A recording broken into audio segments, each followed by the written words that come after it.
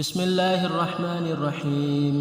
حضرت ابن عباس رضی اللہ تعالی عنہما سے روایت ہے کہ رسول کریم صلی اللہ علیہ وسلم نے فرمایا، جو نیک اولاد اپنے والدین یا ان میں سے کسی ایک پر شفقت و محبت سے نظر ڈالے تو اللہ تعالیٰ اس کو ہر نظر کے بدلے ایک مقبول حج کا ثواب عطا فرماتے ہیں۔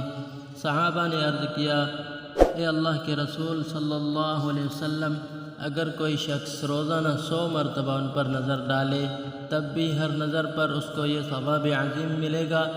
آپ صلی اللہ علیہ وسلم نے فرمایا ہاں، اور آپ صلی اللہ علیہ وسلم نے یہ بھی فرمایا کہ اللہ پاک کی ذات ہمارے وہم و گمان سے بالا ہے اور نہایت عظیم ہے اور بہت پاکیزہ ہے، وہ ہر نقص و عیب سے پاک ہے، لہذا ہر نظر پر یہ ثواب عظیم دینا اس کے لیے کچھ بھی مشکل نہیں ہے۔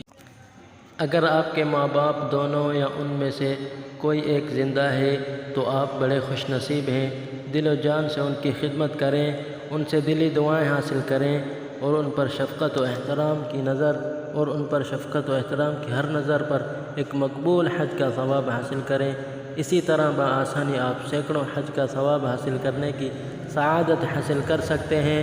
اللہ تعالیٰ توفیق عطا فرمائے، آمین۔ وصلی اللہ علی النبی الکریم محمد وآلہ واصحابہ اجمعین۔